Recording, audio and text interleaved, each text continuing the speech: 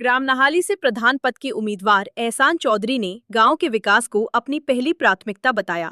उन्होंने कहा कि सड़क, पानी, शिक्षा और स्वास्थ्य जैसी मूलभूत सुविधाओं को बेहतर बनाना उनका लक्ष्य है। एहसान चौधरी ने युवाओं के लिए रोजगार के अवसर बढ़ाने और गांव में पारदर्शी प्रशासन देने का वादा भी किया। गांव की जनता से मिल रहे समर्थन को लेकर उन्होंने भरोसा जताया कि इस बार बदलाव जरूर होगा। आदाब, नमस्कार। आप देख रहे हैं नेशनल भारत टुडे। मैं मोहम्मद वसीम। इस समय हम मौजूद है जिला गाजियाबाद के ग्राम नाहाली में। हमारे साथ है प्रधान पद के उम्मीदवार एहसान चौधरी जी। सर, आपका परिचय। एहसान सनोफ जमात अली, गाँव नाहाली, थाना भोजपुर, जिला गाजियाबाद। सर, आप प्रधान पद की तैयारी कर रहे हैं, चुनाव की तैयारी कर रहे हैं। गांव में नाली खड़द की सर क्या व्यवस्था आपके गांव में? भैया, हम प्रधानी की चुनावी प्रधानी की कोशिश कर रहे हैं इलेक्शन लड़ने की। गांव की नालियों की व्यवस्था हमारे गांव में या खरंजों की व्यवस्था कुछ जगह सही है, कुछ जगह बहुत खराब है। सर, यदि आप चुनाव जीतते हैं, नाली खड़ंजे क्या आप सही करा पाएंगे गाँव में? हाँ भैया, अगर हम चुनाव जीतते हैं तो इंशाल्लाह नाली खरंजे जरूर सही कराएंगे। अपने सब भैयों को, गाँव को जोड़ के चलेंगे।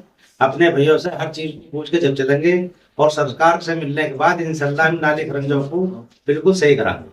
सर, गांव में बात करते हैं, गांव के अंदर एक विद्यालय होता है जिसे प्राइमरी स्कूल बोलते हैं।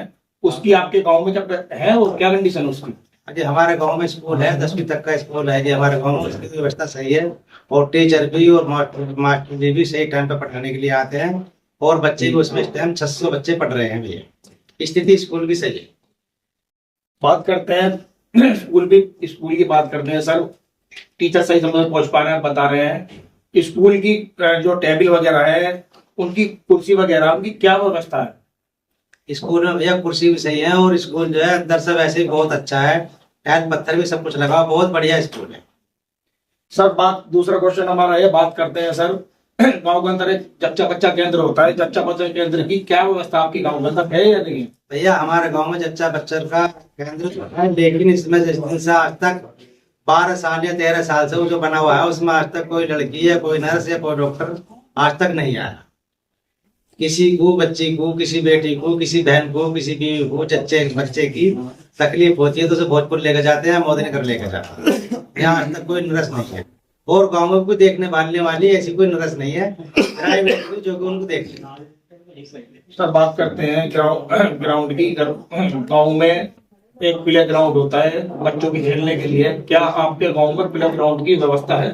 भैया, हमारे गांव में किसी बच्चे को एक वॉलीबॉल खेलने का भी 100 गज का भी कोई ऐसा प्लॉट नहीं है जिसमें के बच्चे हमारे गांव में खेलें। सर, आप जीतते हैं प्रधानी चुनाव, तो क्या आप प्ले ग्राउंड दे पाएंगे? अगर भैया हम प्रधानी जीतते हैं तो अपने भैयों से हम खुशामद रामद करके, चाहे हमें जमीन खरीदनी पड़े, सरकार से मिलना पड़े और जी बड़े नेताओं से मिलकर हमें अपने बच्चों को खेलने के लिए जरूर कुछ न कुछ करवाएंगे। सर, राशन डीलर की बात करते हैं। गांव में सरकार की तरफ से 5 किलो राशन मिलता है। गांव में राशन तो क्या व्यवस्था है? पूरा राशन मिल पा रहा है, नहीं मिल पा रहा?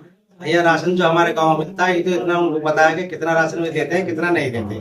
12 राशन हमारे गाँव में मिलता, कुछ लोगों को मिल जाता जो ठीक लोग है। जो कुछ लोग जो है वैसे गरीब टप्पी के ज्यादातर बेचारे, उनको जो है लाइन में लगना पड़ता है, बाकी राशन मिल जाता। सर, लाइब्रेरी को बर्बाद करते हैं। गांव में लाइब्रेरी होती है, आपके गांव में लाइब्रेरी है? भैया, हमारे गांव में कोई लाइब्रेरी नहीं है किसी भी तरीके की। कैसी जब बच्चे जो पढ़ रहे हैं, अगर आप चुनाव जीतते हैं तो लाइब्रेरी दे पाएंगे गांव में? इंशाल्लाह अगर भैया हम चुनाव जीतते तो इस चीज की भी जरूर करेंगे।